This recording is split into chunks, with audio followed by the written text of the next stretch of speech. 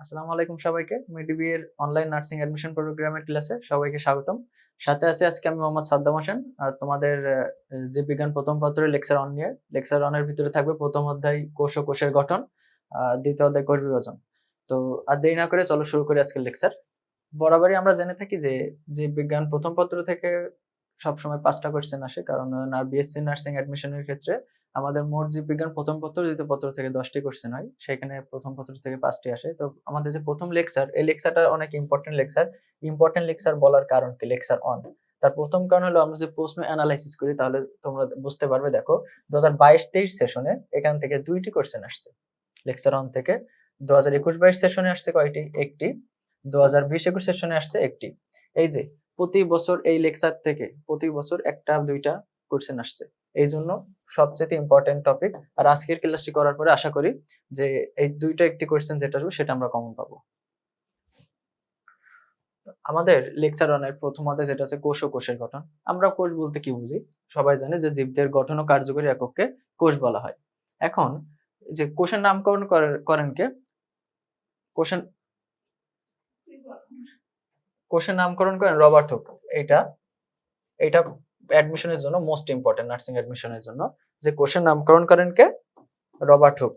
দেন আমরা যদি বলি যে মানবদেহের সবচেয়ে বড় কোষ কোনটি, মানবদেহের সবচেয়ে বড় বা লম্বা কোষ যেটা ধরা হয় সেটা হলো মোটর নিউরন কোষ। সেই কোষের দৈর্ঘ্য কত? 1.37 মিটার।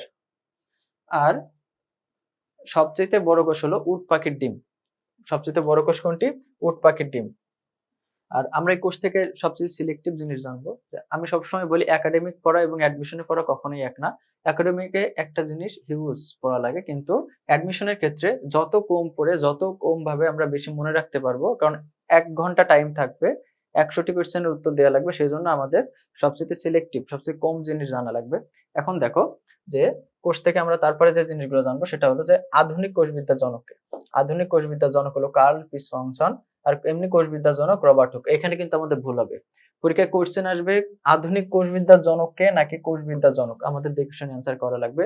যদি বলে আধুনিক কোষবিদ্যার জনক তাহলে উত্তর হবে কার্ল পি থমসন। আর যদি বলে সিম্পল কোষবিদ্যার জনক তাহলে আমাদের উত্তর হবে রবার্ট হুক। দেন আমাদের কোষের ক্ষেত্রে পড়া লাগবে কোষের প্রকারভেদ। কোষের প্রকারভেদে আমরা জানি যে যে কাজের ভিত্তিতে, শরীর ভিতরের কাজের ভিত্তিতে কোষ হলো 2 প্রকার। একটা হলো দেহকোষ আর একটা হলো জনন কোষ বা গ্যামেট। আর আমাদের নিউক্লিয়াসের উপর ভিত্তি করে কোষ দুই প্রকার, সেটা হলো আদিকেন্দ্রিক কোষ আর হলো প্রকৃত কোষ বা সুকেন্দ্রিক কোষ। এখন নিউক্লিয়াসের উপর ভিত্তি করে যে কোষের প্রকারভেদ, এটা সবচেয়ে ইম্পর্টেন্ট, এটা অতটা ইম্পর্টেন্ট না। তারপরে দেখো আমাদের কোষের ক্ষেত্রে যেটা জানা লাগবে যে আদিকোষ এবং প্রকৃত কোষের পার্থক্য।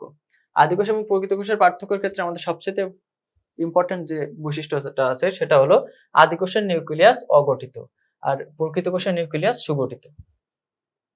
এইটা সবার আগে মাথায় নিতে হবে যে আদিকোষের নিউক্লিয়াস অগঠিত আর প্রকৃত কোষের নিউক্লিয়াস সুগঠিত। এখন তারপরে আমরা জানি যে জিনিসটা সুগঠিত থাকে তা সবকিছুই অনেক সাজানো গোছানো থাকবে, আর যে জিনিসটা সুগঠিতই না তাহলে তার কিন্তু কিছুই সাজানো গোছানো থাকবে না। তো সেই ক্ষেত্রে যদি আমরা দেখি যে তোমার আদিকোষের ডিএনএ তে থাকবে মাত্র বৃত্তাকার এবং একটি, কিন্তু এই যে আমরা প্রকৃত কোষে যদি দেখি, দেখো ডিএনএ সূত্রাকার এবং ক্রোমোজোমের সাথে অবস্থান করে, কিন্তু তোমার আদিকোষে ক্রোমোজোমের সাথে অবস্থান করে না। তারপরে দেখো যে আদিকোষ কোনো আবরণী বেষ্টিত থাকবে না, কোনো অঙ্গাণু থাকবে না, কিন্তু প্রকৃত কোষের আবরণী বেষ্টিত অঙ্গাণু থাকবে। দেন সবচেয়ে ইম্পর্টেন্ট যে বৈশিষ্ট্য বা পার্থক্যটা থাকবে সেটা হলো আদিকোষের রাইবোজোম হলো 70s এবং প্রকৃত কোষের রাইবোজোম হলো 80s। এইটা সবচেয়ে ইম্পর্টেন্ট পার্থক্যের ভিতরে, যে আদিকোষের রাইবোজোমের সংখ্যা কত বা প্রকৃত কোষের রাইবোজোম সংখ্যা কত। এবার দেখো আদিকোষের ক্ষেত্রে যে জিনিসটা সবচেয়ে বেশি ভুল হয় যে আদিকোষে অপেরণ থাকে। এই জিনিসটা দেখো আদিকোষে কিন্তু কিছুই নাই, কিন্তু আদিকোষে অপেরণ থাকে। এই অপেরণ থাকে, কিন্তু তোমার প্রকৃত কোষে অপেরণ থাকবে না। এখানে সবকিছুই আছে, জাস্ট আদিকোষে তোমার অপেরণ থাকবে, প্রকৃত কোষে অপেরণ থাকবে না। এই জায়গাটা কিন্তু ভুল হয়, এই জায়গাটা পরীক্ষায় বারবার ভুল হয় যে অপেরণ থাকে নাকি থাকে না। এবার দেখো সবশেষ আমরা আদিকোষ এবং প্রকৃত কোষের পার্থক্য জানার পরে যেটা জানবো সেটা হলো যে কোষের একটি আদর্শ উদ্ভিদ কোষের প্রকারভেদ বা একটি আদর্শ উদ্ভিদ কোষ কি কি উপাদান নিয়ে গঠিত। এখন একটি আদর্শ উদ্ভিদ কোষ তোমার দুইটি উপাদান নিয়ে গঠিত থাকে, একটা হলো জড় বস্তু আর একটা হলো কোষীয় সজীব বস্তু বা প্রোটোপ্লাজম। এখন এই প্রোটোপ্লাজমের ভিতরে থাকে তোমার কোষ ঝিল্লি, সাইটোপ্লাজম, নিউক্লিয়াস। আবার নিউক্লিয়াসের ভিতরে যেগুলো থাকবে nuclear envelope, nucleoplasm, nucleolus, nuclear reticulum. এর ভিতরে এইগুলা ততটা ইম্পর্টেন্ট না, এগুলো মনে রাখার দরকার নেই। দেন যেটা আমাদের মনে রাখতে হবে যে কোষের জড় বস্তু থেকে নিঃসৃত পদার্থ কি কি, কোষের জড় বস্তু থেকে নিঃসৃত পদার্থ কি কি, সঞ্চিত পদার্থ কি কি এবং বজ্র পদার্থ কি কি। প্রশ্ন আসতে পারে নিচের কোনটি কোষের নিঃসৃত পদার্থ। এখন আমরা জাস্ট মনে রাখবো কোনটি নিঃসৃত পদার্থ, সঞ্চিত পদার্থ, বজ্র পদার্থ মনে রাখবো না। কারণ কি, আমরা যদি দুইটা জিনিস মনে রাখি তাহলে পরবর্তীতে যে অপশনটা আসবে সেটা এর ভিতরে একটা থাকবে, তো আমরা অপশন মিলাই উত্তর করতে পারবো।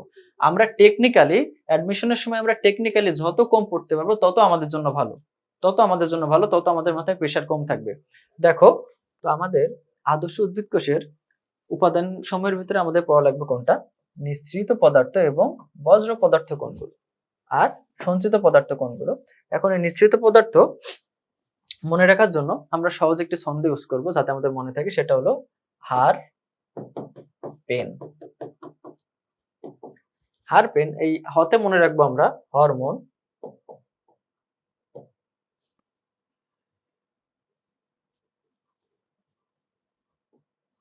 হরমোন, পিতে পিগমেন্ট, ইতে এনজাইম আর ইনতে নেকটার। আমরা সহজে নিঃসৃত পদার্থ মনে রাখবো কিভাবে, হার পেন দিয়ে, এটা মনে রাখবো। আর সঞ্চিত পদার্থ মনে রাখবো, আমরা জানি সবসময় ক্যারিবীয় প্রিমিয়ার লিগ হয় সিপিএল, আমরা সেভাবে মনে রাখবো সিপিএল। সিপিএল তে কি হবে, এই যে সিপিএল তে হবে সিতে কার্বোহাইড্রেট,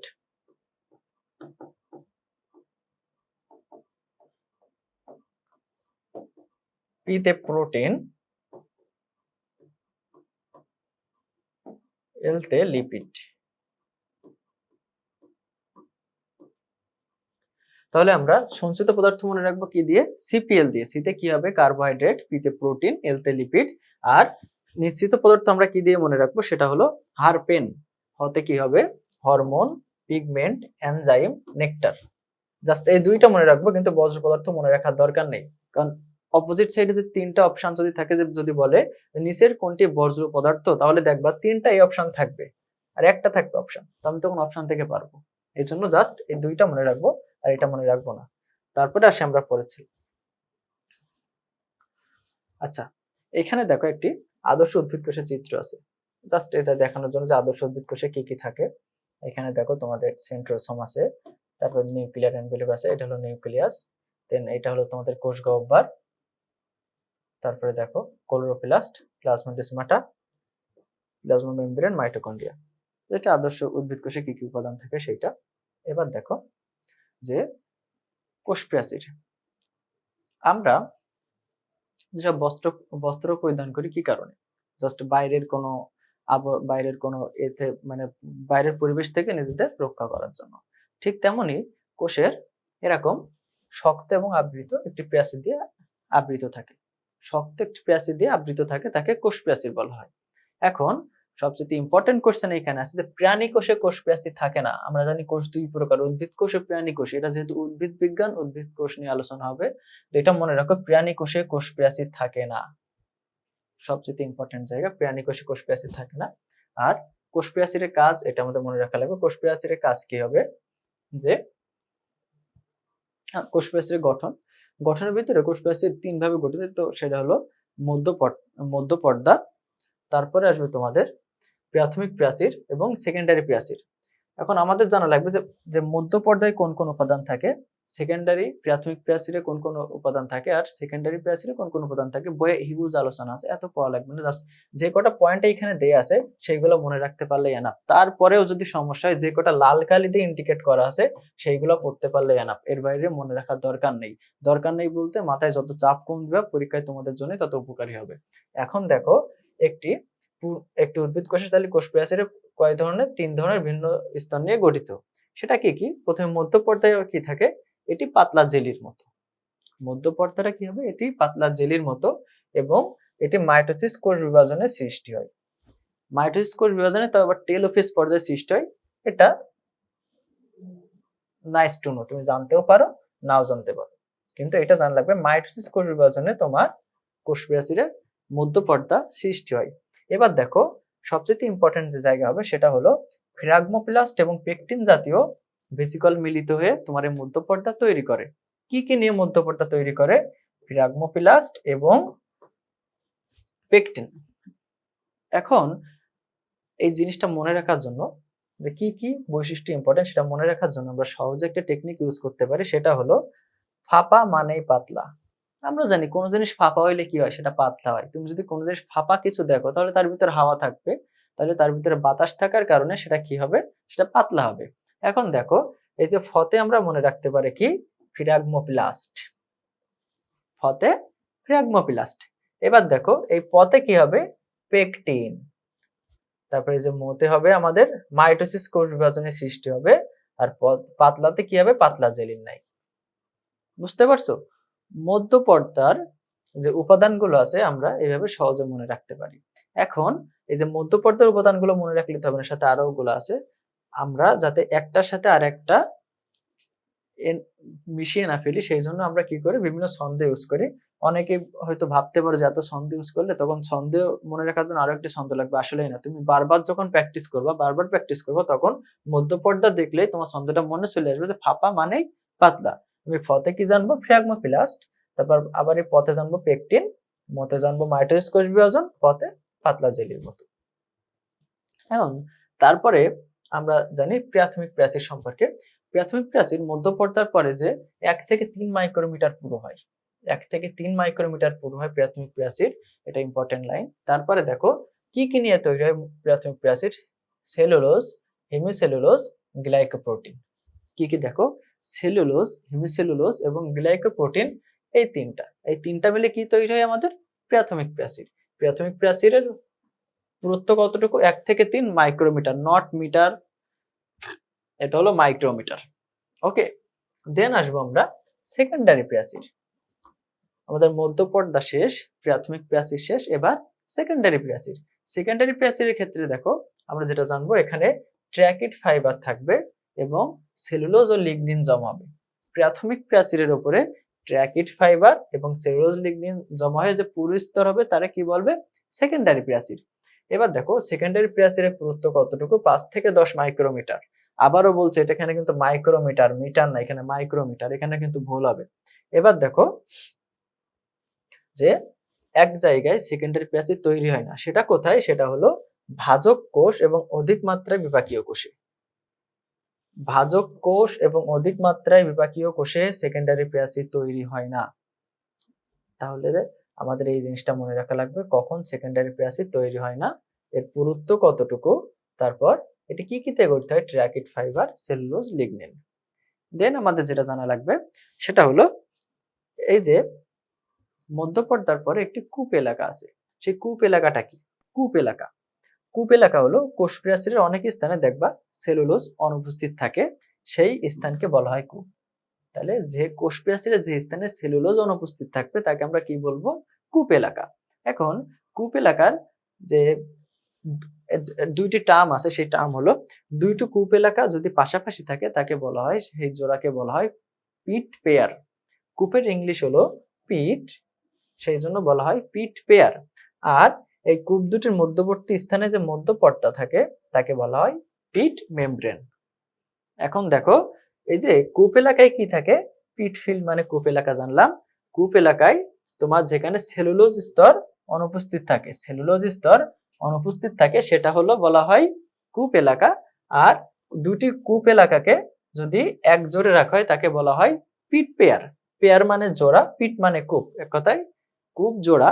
এখন দেখো কূপ দুটির এই যে পিট পেয়ারের মধ্যবর্তী স্থানে যে মধ্যপর্দা থাকে তাকে বলা হয় পিট মেমব্রেন। তারপরে আসি আমরা যে কোষ প্রাচীরের রাসায়নিক গঠনের ভিতরে। একটু আগে আমরা দেখলাম কোষ প্রাচীরের ভৌত গঠন, এখন দেখবো কোষ প্রাচীরের রাসায়নিক গঠন। কোষ প্রাচীরের রাসায়নিক গঠন দেখো এখানে সেম মধ্যপর্দা, প্রাথমিক প্রাচীর, সেকেন্ডারি প্রাচীর, তিনটাই থাকবে। কিন্তু এখানে উপাদান কি কি আছে, রাসায়নিক উপাদান। মধ্যপর্দায় থাকবে পেকটিক অ্যাসিড। বইয়ে রাসায়নিক উপাদানে হিউজ ইনফরমেশন দেওয়া আছে, যেটা নার্সিং অ্যাডমিশনের জন্য মোটেই ইম্পর্টেন্ট না। যেগুলো এখানে লেখা আছে সেগুলো মনে রাখতে পারলে এনাফ। আমি বলবো না কম ইনফরমেশন মনে রাখো, কারণ কম ইনফরমেশন মনে রাখলে আবার কি হবে, তত তোমাদের আত্মবিশ্বাস কমে যাবে। কিন্তু যত বেশি ইনফরমেশন মনে রাখতে পারবা তত আত্মবিশ্বাস বেশি হবে। ইনফরমেশন মনে রাখা না, যত বেশি পড়বা তত আত্মবিশ্বাস বাড়বে। এখন দেখো, তাই বলে এমন না যে তুমি ইম্পর্টেন্ট জিনিসগুলো বাদ রেখে সবগুলা লেস ইম্পর্টেন্ট পড়ে যাবা। এখন দেখো, তোমার মধ্যপর্দায় সবচেয়ে বেশি পরিমাণে কি থাকে, সেটা হলো পেকটিক অ্যাসিড থাকে।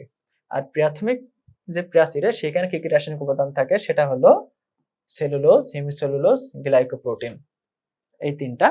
আর সেকেন্ডারি প্রাচীরে কি কি থাকে, লিগনিন, সুবেরিন, ওয়াক্স, এক কথায় মোম, কিউটিন এবং নানা অজৈব লবণ থাকে। এখন দেখো যে সাধারণত কোষ প্রাচীরে আমাদের কোন কোন উপাদানগুলো থাকে, এগুলো দেখলাম কোষ প্রাচীরের রাসায়নিক গঠন। এই রাসায়নিক গঠনের ভিতরে যে কোষ প্রাচীরে কোন কোন উপাদান থাকে। এবার আসি, দেখো আমাদের রাসায়নিক গঠনে মধ্যপর্দা পড়ছে, প্রাথমিক প্রাচীর পড়লাম, সেকেন্ডারি প্রাচীর পড়ছি। এখন কি সাধারণত কোষ প্রাচীরে কি কি রাসায়নিক উপাদান থাকে সেইগুলো আমরা যদি দেখি তাহলে হবে, দেখো প্রথমে আসবে সেলুলোজ।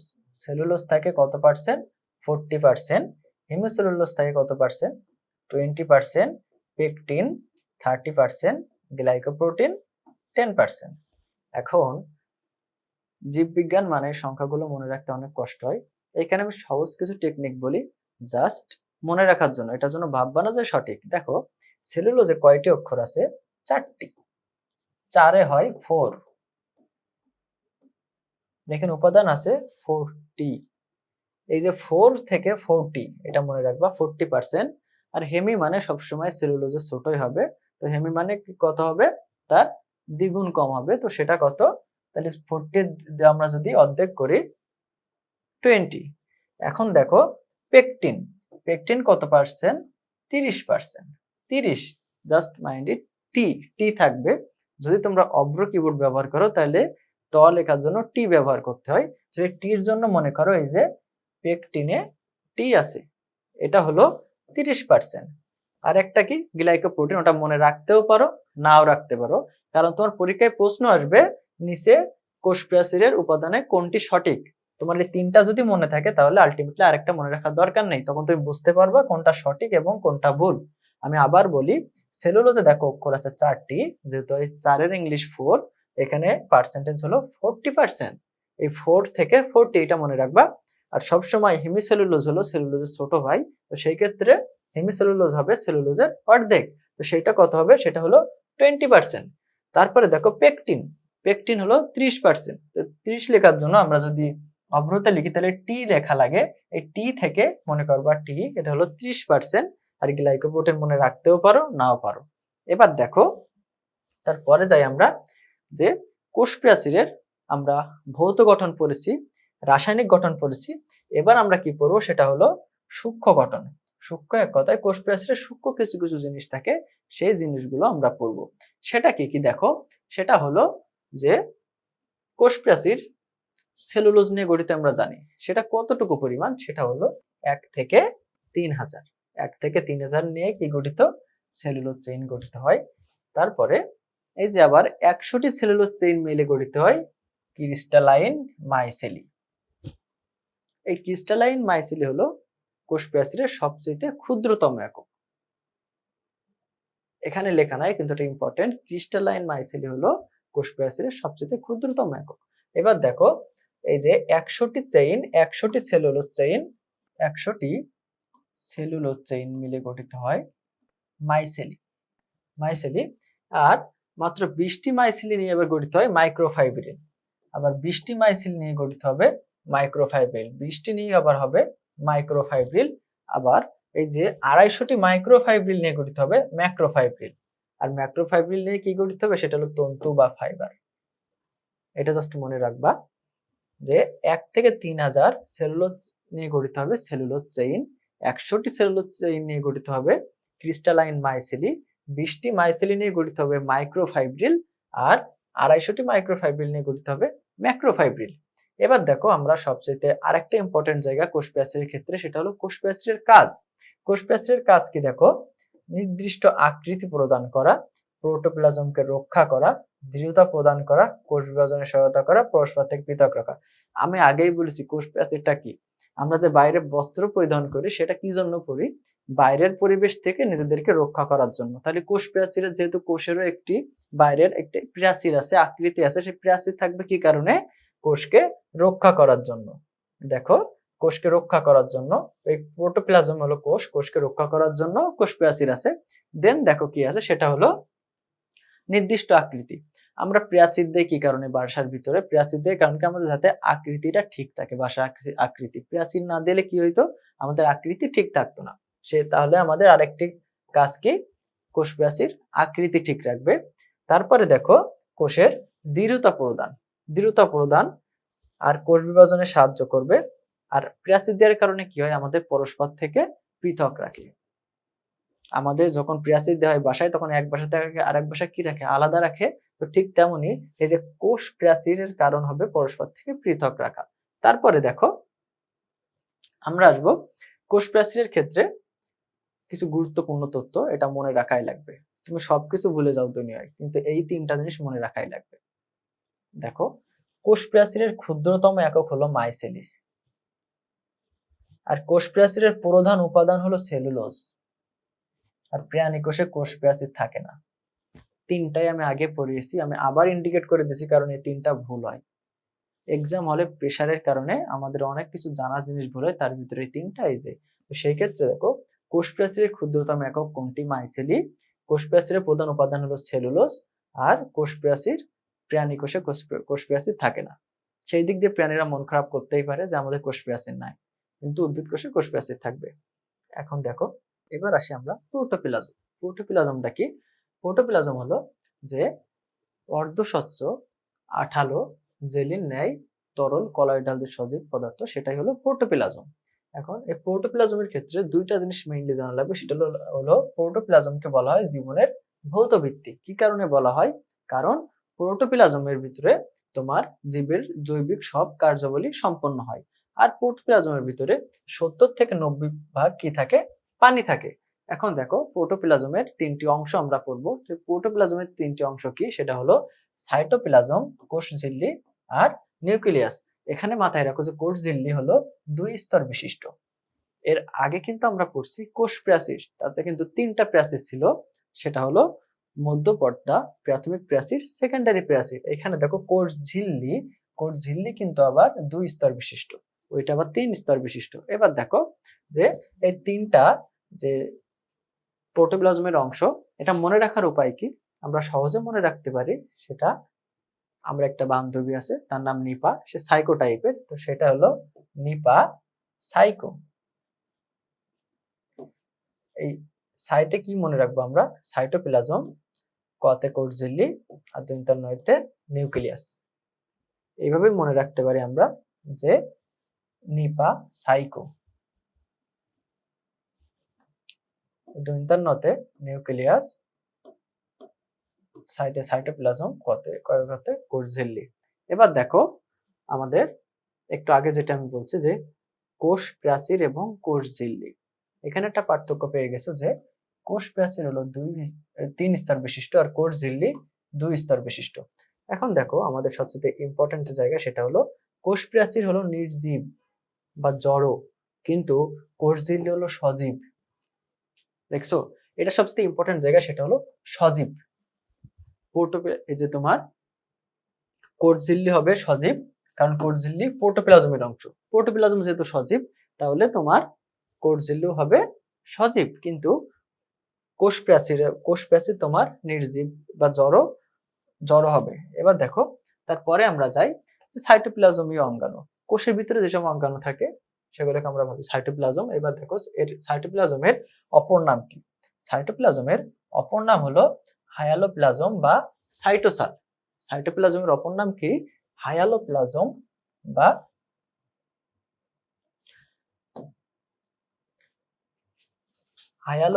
বা সাইটোসাল, এটা মনে রাখতে হবে। তারপরে যে মনে রাখতে হবে যে সাইটোপ্লাজমের ভিতরে যে পর্দা কোষ গহ্বরকে বেষ্টন করে রাখে, এক কথায় কোষ গহ্বরকে ঘিরে রাখে, তাকে কি বলা হয়? টনোপ্লাস্ট। তাহলে টনোপ্লাস্ট কাকে বলে? টনোপ্লাস্ট হলো সাইটোপ্লাজমের ভিতরের কোষ গহ্বরকে যে পর্দা বেষ্টন করে রাখে তাকে বলা হয় টনোপ্লাস্ট। এবার দেখো আমরা জানবো সাইটোপ্লাজমে বিভিন্ন অঙ্গাণু, আমি বলেছি কোষের ভিতরে যে অঙ্গাণুগুলো থাকে সেগুলো হলো সাইটোপ্লাজমীয় অঙ্গাণু। তো সাইটোপ্লাজমীয় অঙ্গাণুর ভিতরে দুই ধরনের অঙ্গাণু আছে, সেটা হলো ঝিল্লিবদ্ধ। ঝিল্লিবদ্ধ নাম শুনে বুঝতে পারছো, যার চারপাশে ঝিল্লি দিয়ে আবৃত থাকবে। ঝিল্লি বলতে একটা প্রাচীর দিয়ে আবৃত থাকবে, আর একটা হলো ঝিল্লিবিহীন, যার কোনো ঝিল্লি থাকবে না। এখন আমাদের পরীক্ষায় প্রশ্ন আসতে পারে নিচের কোনটি ঝিল্লিবদ্ধ অঙ্গাণু আর নিচের কোনটি ঝিল্লিবিহীন অঙ্গাণু। তো আমরা এটা সহজে মনে রাখতে পারি, সেটা হলো আমরা ঝিল্লিবদ্ধ অঙ্গাণু মনে রাখবো মায়ে পাগল, এই দুইটা শব্দ ইউজ করে, সেটা হলো মায়ে পাগল। এই যে মোতে কি হবে?